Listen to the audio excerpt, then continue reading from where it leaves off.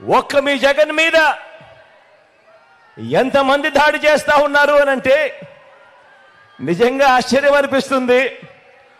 ఒక్క మీ జగన్ మీద ఓ చంద్రబాబు, ఓ ఈనాడు, ఓ ఆంధ్రజ్యోతి, ఓ టీవీ5, ఓ దత్తపుత్రుడు, ఓ బీజేపీ, ఓ కాంగ్రెస్, ఇవన్నీ సరిపోవంటూ ఇన్ని కుట్రలు, ఇన్ని అబద్ధాలు, ఇన్ని మోసాలు, కుటిల పద్మవ్యూహంలో వీరంతా కూడా ఒక్కటై బాణాలు సంధిస్తున్నది ఒక్క మీ జగన్ మీద.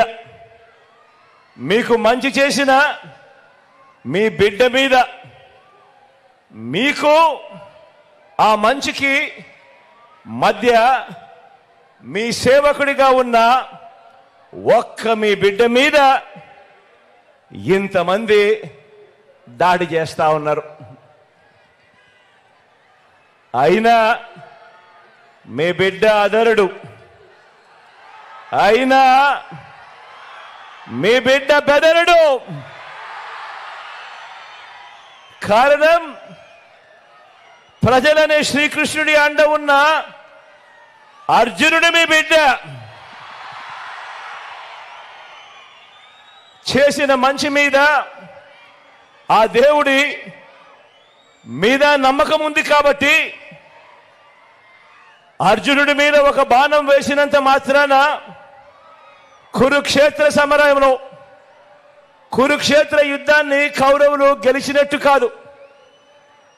ఒక బాణం వేసినంత మాత్రాన, జగన్ మీద ఒక రాయి విసిరినంత మాత్రాన,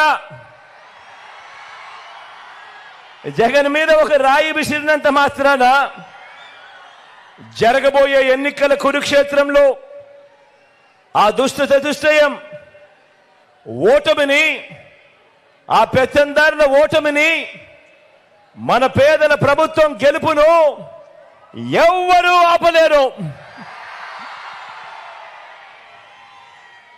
ఇలాంటి దాడుల వల్ల నా సంకల్పం చెక్కు చెదరదు. పైగా ఈ స్థాయికి వీరు దిగజారారు అనంటే దాని అర్థం ఏమిటి?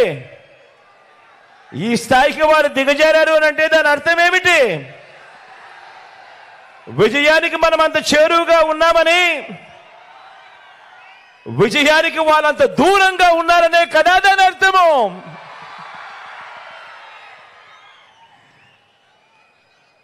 అందుకే చెప్తా ఉన్నా, ఈ తాటాకి చెప్పులకు మీ బిడ్డ అదరుడు, మీ బిడ్డ బెదరడు. మీకు సేవ చేయాలన్న నా సంకల్పం మరింత పెరుగుతుందే తప్ప ఏ కొంచెం కూడా వెనుకడుగు వేసే ప్రసక్తే లేదు. నా నుదుటి మీద వారు చేసిన గాయం, నా నుదుటి మీద వారు చేసిన గాయం దేవుడి దయతో అది ఇక్కడ తగల్లేదు, అది ఇక్కడ తగల్లేదు. అంటే దాని అర్థం దేవుడు మీ బిడ్డ విషయంలో ఇంకా పెద్ద స్క్రిప్టే రాశాడు అని చెప్పి దాని అర్థం.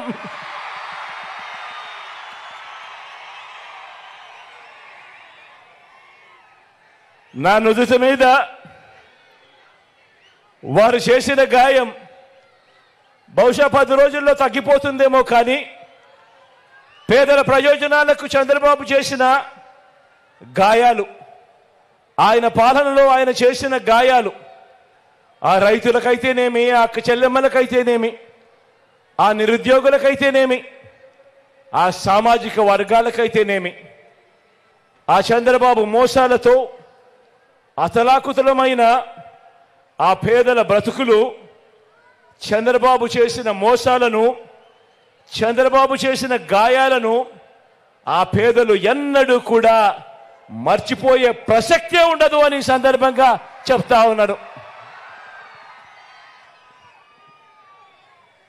గాయపరచడం, మోసం చేయడం, కుట్రలు చేయడం చంద్రబాబు నైజమైతే, మీ ఇంటింటికి మంచి చేయడం మీ బిడ్డ నైజం అని చెప్పి కూడా ఈ సందర్భంగా గర్వంగా చెప్తా ఉన్నా.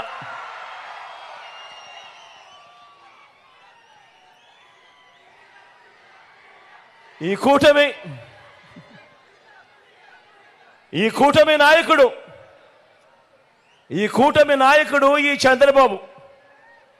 ఈ చంద్రబాబు గారి 30 ఏళ్ల ఫిలాసఫీ ఒకసారి చూడండి. 30 సంవత్సరాల చంద్రబాబు ఫిలాసఫీ ఒకసారి గమనించండి. పేద ప్రజలకు ఏ మంచి ఇవ్వద్దు అని, పేద ప్రజలకు ఏ మంచి చేయొద్దు అన్నది చంద్రబాబు ఫిలాసఫీ. ఇలా ఎంతమందికి చంద్రబాబు ఇవ్వద్దు అని చంద్రబాబు వాదించాడో గుర్తు తెచ్చుకుంటే బాబు ఎలాంటి వాడో అందరికీ కూడా అర్థమవుతుంది. ఆయన నైజం. రైతులకు ఉచిత విద్యుత్ ఇవ్వద్దు అన్నది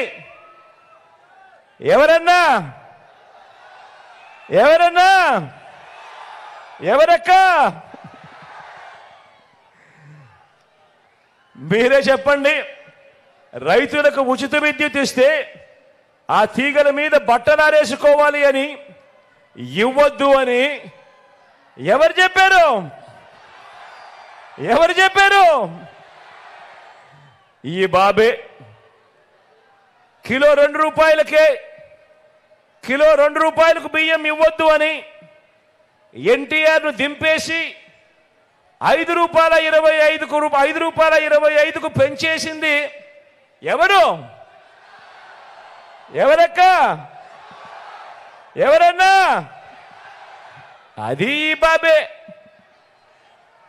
ప్రభుత్వ ఉద్యోగాలు ఇవ్వద్దు అన్నది ఎవరంటే ఆ దౌర్భాగ్యం కూడా ఈ బాబే.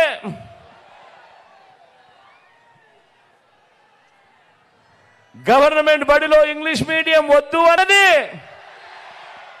ప్రభుత్వ బడులను పాడు పెట్టినది ఎవరక్క?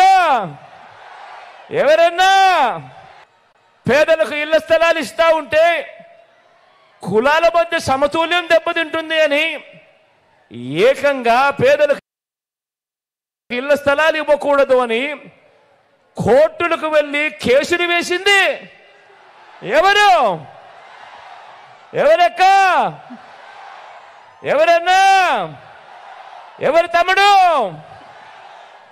అది కూడా ఈ బాబే.